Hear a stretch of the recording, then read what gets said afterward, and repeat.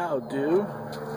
This is Rick, and people have been asking me to show them my truck, and so instead of taking pictures and texting them to people, I thought I'd just do a video. Again, this is me. This is me saying, me, hi. Alright, let me show you what we've got. This is my beast.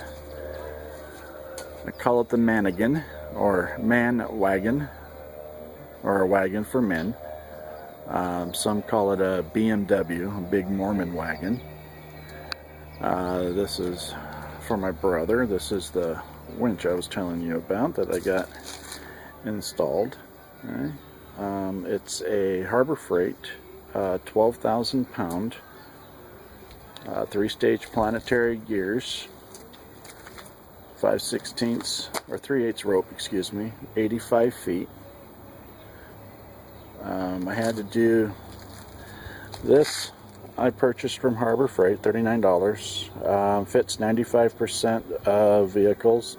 I'm the 5% it doesn't fit.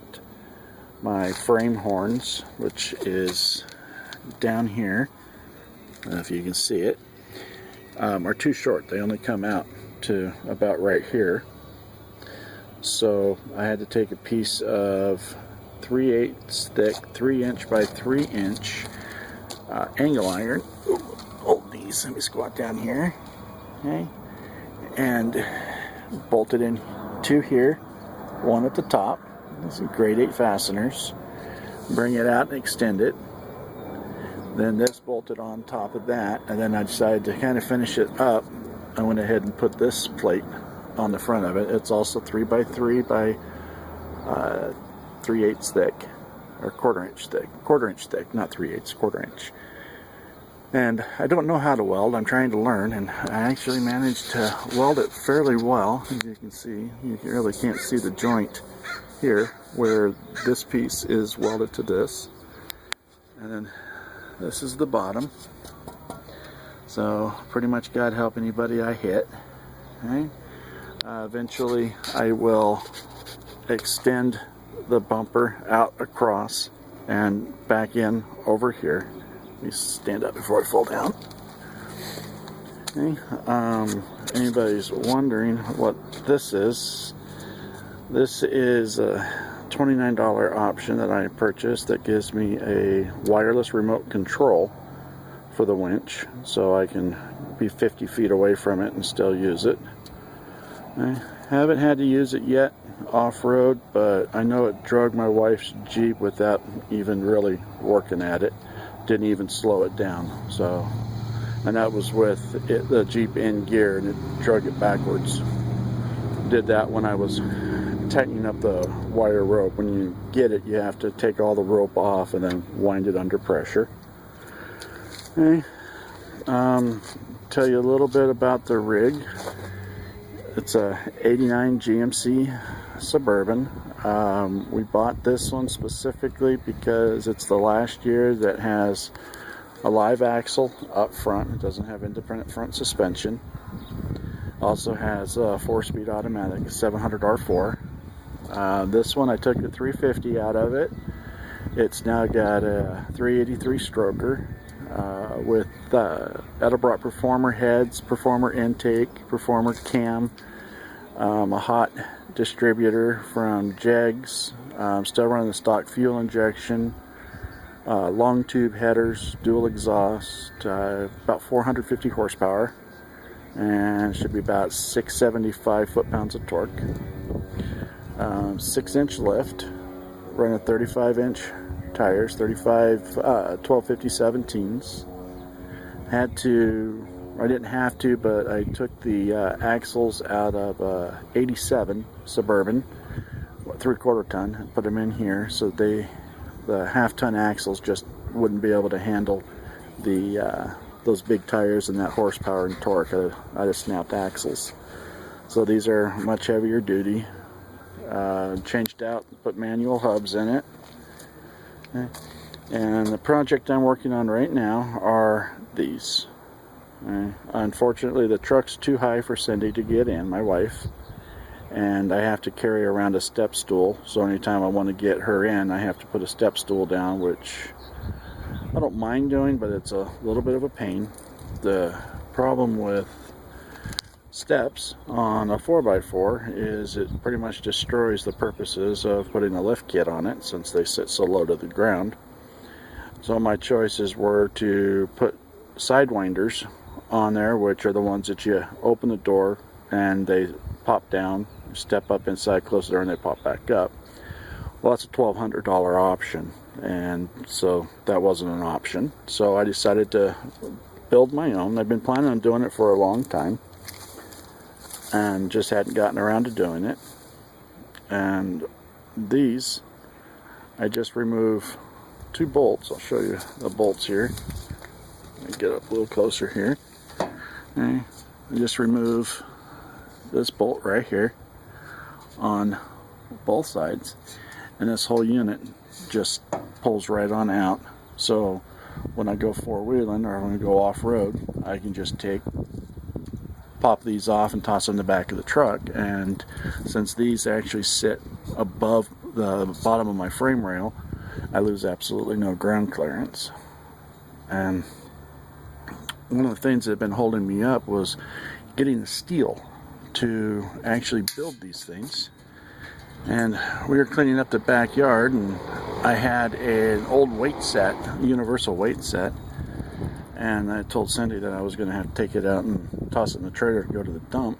And she said, well, why don't you use the steel? And it clicked that I could use the steel for this, which these are the arm machine.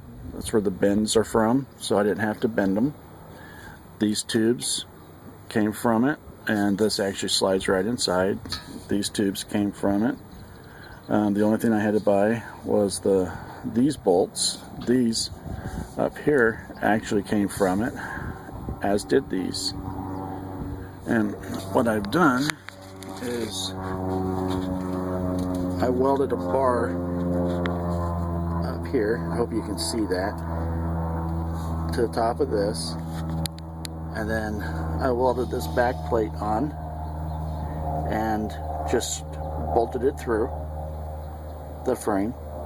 So it's only held on with 2 bolts, and these 2 bolts here, and the pinch weld here I was hoping was going to be strong enough. It's not.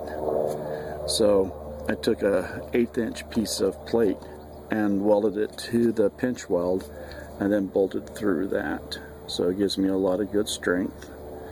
On these, I had the metal is too thin back here, and I'll show you what I was doing with that.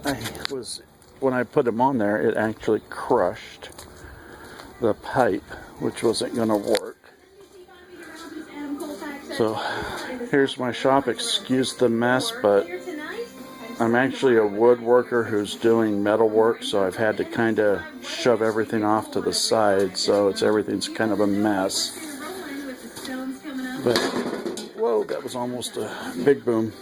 Alright, here's the passenger side L unit for the step, and to stop this end from crushing, when I bolted the step itself on, what I did, you can't tell from here, but I cut a bigger hole in the back, and you see it there, and I just slugged in a piece of pipe and tack welded it top and bottom.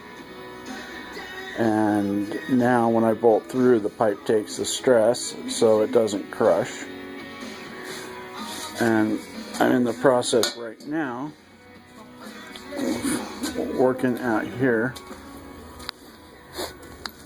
These plates, warm, came off the weight machine as well. And what I'm going to do with these, because I can't, here's the passenger side long bar for the step itself. Well, I can't slug this because it's in the middle of the bar, and I'm sure a proficient welder could weld the slug in, but I tried on the driver's side and I'm not getting a very good joint without being able to tack it from the inside. So I'm going to take this, and you can see it's 1/8 inch, and I'm going to, this is the bolt hole where that big bolt goes through to bolt this on. Then I'm going to take this, and it fits right over top nicely, and I'll just put a couple tack welds here and a couple tack welds here, and then that's just to hold it in place. The actual thing will come from the bolt right here, which will keep it from crushing this bar. This is 5 inches, so that should work. And then I gotta fill all these holes, which I've never done before, but these here, when I took them off the machine, there was a pipe welded right here, one of these here, and I just cut it off, and I was more interested in saving this than I was in saving this, so I ended up cutting into these pretty badly. So what I've done is use the welder. You can still see the outline here. I welded this across on both sides like this to fill in the missing metal, and then ground it flush, and then I'll either leave it like this or I'll run a skim coat of body filler just to fill in these little cracks here. But the other thing was that it had 3 holes in it, so I welded up the 3 holes on all of them. There's 4 of them, so 12 holes. Now this is thicker metal. I'm going to try it on a piece of scrap and see if I can do the same thing with this, if I can fill this in with a weld. This is the back side, or the bottom actually, so even though this, you can't really see it, but this is dimpled where somebody else crushed it in. So I probably would not be able to fill that without blowing a hole through this. But if the metal's thick enough, I'm going to see if I can just fill it. Otherwise, I've got some solid steel rod that I can put down in here and then weld over the top of that. So I'll let you guys know how that works out. So that's, in a nutshell, that's what I'm doing. And I'm going to post this one. I'm going to make up another one about Harbor Freight. So if you want, check out the other one. If not, well, it's no skin off of me. And I hope this answers some questions for those who have been interested. I'm going to put this on Facebook, which I started playing with the day before yesterday, and I may put it on YouTube as well. So, this is my welding, metalworking table outside. It's got 180 pounds of sand on it, 2 breakdown sawhorses, and then 2x12 10-footer that I chopped up for the top. So it's got enough mass, and I leave it outside so it stays kind of wet, so I can weld on it without worrying about it. Welding up all of those holes and those divots I made with the cutoff wheel, and that's all it did to it, was just a little bit of a burn right here. The rest of this is actually black from having metal on it that rusts, and it reacts with the tannins and stuff in the wood and turns it black. You can see here where it's been protected that it's just orange, but where it reacts with the weather, it actually turns the wood black. It's kind of a neat effect, and they use it in my woodworking. So, alright, stay tuned for a thing about YouTube. Or not YouTube, excuse me, Harbor Freight.